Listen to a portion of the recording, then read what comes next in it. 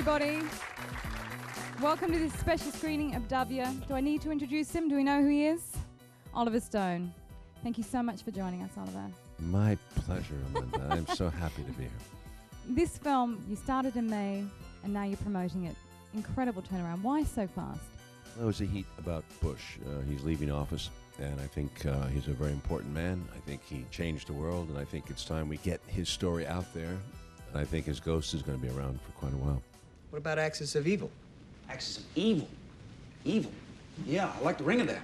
W is a character study of one of the most unpopular presidents in American history. Told in 3 acts, his reckless playboy years, Wait here, I'll be right back.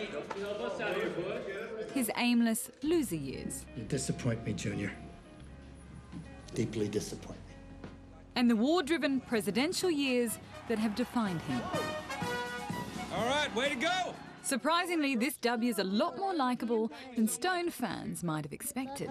Vote for me now, don't forget. And playing him is No Country for Old Men star Josh Brolin. Why did people vote for this guy twice?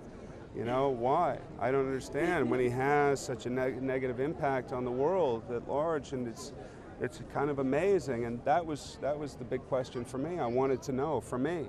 Voted for LBJ. Oh, no. No. Well, looks like we're hitting it off like grease hits a skillet, huh? Elizabeth Banks plays First Lady Laura, who was a Democrat before becoming a Bush. She comes from a sort of community where, you know, wives are very much supportive of their husbands, and, you know, their husbands go out and sort of make their way in the world, and they, you know, stay home with their kids. Someday the war will be over, and we can have our lives back. But the war isn't over yet. I'm just so bone tired of this Saddam. He's always misunderestimated me.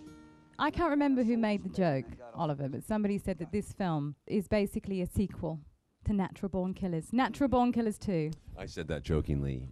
Yeah, that was a joke. I know it was I a don't joke. think it would go down in America. I mean, they criticize Mickey and Mallory for having killed 50-some people.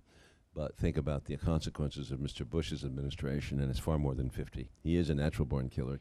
Now, sir, we have identified over 24 high-value targets, but this could result in civilian deaths. Well, I'm no target picker, Tommy, but I'm not Clinton either. I don't want to fire no $2 million missile at a $10 empty tent and hit a camel in the ass. He didn't go to war. He should have gone to Vietnam. And as a result, he became a war president. And I think he's proud of the fact that he's managed to identify himself as a Churchill-type figure. George Bush looks for real all right. He didn't fight in the war, but he looks like he did. And women love President Bush for this very reason. You're quite convinced through this film that he was always going to war, almost because he wanted to leave a legacy that was going to be far more heavy-handed than his father. There is a whole father-son relationship that's fascinating. Both of you, just stop it. Have you lost your Try mind? it, old man. Try it, old man. Go ahead. Try it. Try it. Hey, calm down. A lot of the definition of George Bush, a lot of the emotion comes from this need to be stronger than his father. The son, who has been in this unsuccessful shadow of his father all his life, finds his moment in '92. Father's out of the picture, and he can go all the way. He pulled it off. Your father's here to see you, Governor. Poppy's here right now? Mm-hmm. All right, send him in, Eddie. Governor, Yeah, like that, don't you? put your pants on. All right, send Hey, Poppy, sorry. There's a very strong commentary here on his faith, though, in the film as well, which obviously concerns you, that not only does he believe that he ran for president because God told him to, but perhaps God guided him through this decision through Afghanistan and Iraq.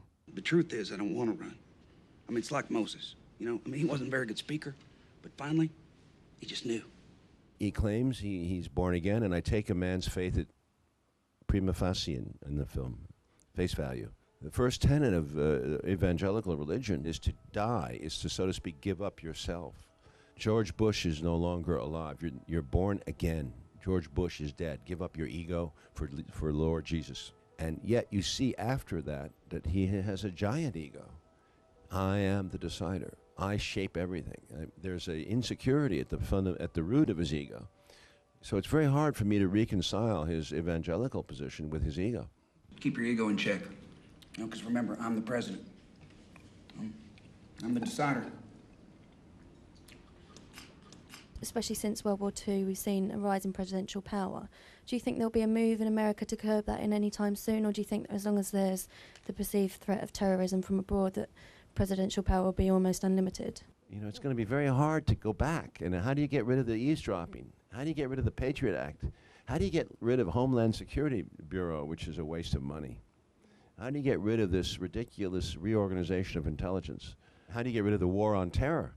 You know, when I was coming up, it was a dangerous world. But we knew exactly who the they were. And it was us versus them, and it was clear who them was. But today, we're not so sure who the they are, but we know they're there. That's probably, one of the most frightening films you could see. And for a man of such enormous conviction, he seems to have very few ideas of his own. How do we not end up with a man like this in charge? How does this not get repeated? What can I say? A large part of the electorate does not like to think. They do like to have, they'd like to have beer with a guy. You know, the fact that he gashes up the English language, that he's got a common man quality, that he hangs out at the ballpark. He played that stick very well, that southern stick. Yeah, the cars are this way. Half a mile maybe. Follow me. Josh Brolin was utterly mortified when you offered him this role initially, wasn't he? I think Josh is a sweetheart and but a tough guy, and he is a liberal and works for organizations. He said, "Me, Bush? What the hell do you see in me?" Iran is not Iraq, and Iraq is not Iran. I know that. He was put off, and I think we went back to him a second time, and he'd actually read the script, and I think he really understood it, and he said, "This is a challenge." Fool me once, shame on you. Now fool me twice, and you can't get fooled again. Part of his success, his favour in the South, is because he's not only his faith but his family. The fact that he's been married to the same woman. He said what he loved about Laura was she was smart, intelligent, and she smoothed out his rough edges. I wondered, why did you want to put the love story of these two in? I think she's a significant part of his life. I think she's his main enabler. She is a supportive woman. She's the most perfect first lady I've seen. Not one mistake in all these years, not one. I'm just gonna ask for your phone number, not your vote. Oh, well, I couldn't vote for you anyway. I live in Austin. Not that I wouldn't consider it. Well, thank you for that. He benefited from the Clinton scandals. Clinton was viewed as Slick Willie, a bad boy, immoral, because he was with Monica Lewinsky. Bush was solid family man. Faith, friendship, and family were the 3 Fs, you know. He ran on character. Hey, sis, how are you?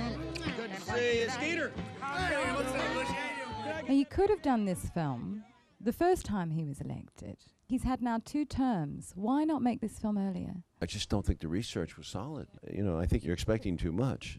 I think we should be grateful for the knowledge we now have, and at least we have it. And to make a film during his term is pretty outrageous. I'm not saying war. I'm saying lay down the law.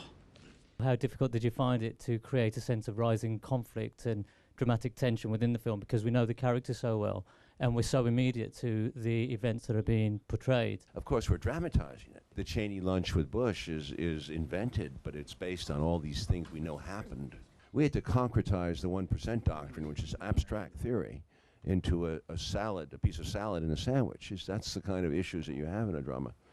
There was a 1% chance of you dying, sir. Would you eat the lettuce in that sandwich? 1%? No, probably not. A lot of the film is quite funny, actually. How you were looking to mix the comedy and some of the tragic elements there? Well, as you know from some of my past films, I have no problem mixing film stocks, moods. I like to play with your expectations. I like to surprise you. I don't think it wrecks the mood. I think that it reminds you that it's a credible story and it's a real story. Either you're with us or you're with the terrorists.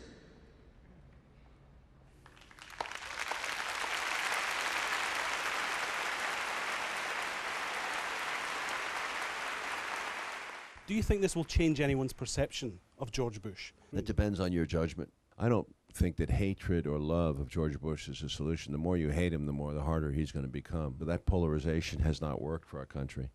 I really, truly believe that if you open up your thinking, you have to understand George Bush is much more important.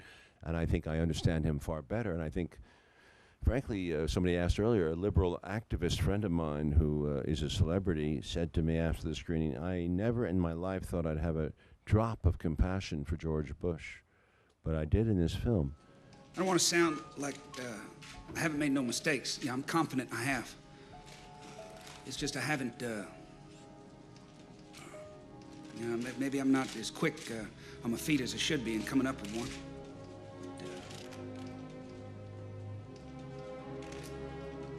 Do you have more compassion for him now? Well, I don't like the guy, as you know, personally, but that's my feelings as a citizen. But you've got to understand, America elected him twice. He is got this whatever. John Wayne wanted to nuke Hanoi. That's a horrible thought. But John Wayne works for me as a screen actor.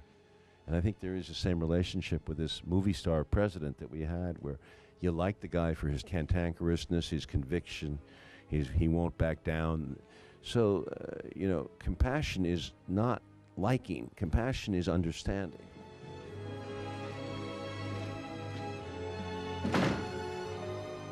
What do you think Bush's fourth act will look like? I think he'll cool it out for a long time, for a while, but he'll be back. He'll build a library and nothing will be in it. It'll be the library of no memory. Could we please thank Oliver Stone, and thank you all for joining us. Thank you so much for coming and bringing W. Oh, I hope you got that on camera. God bless America. On a scale of 1 to 10, how would you rate the film and why? I rate the film about 5 or 6. It was a good, easy watch. It makes you believe the politics that's actually conveyed in the film. I thought Josh Brolin was fantastic. He's edgy, he's political, he's always extremely relevant. Oliver Stone rocks.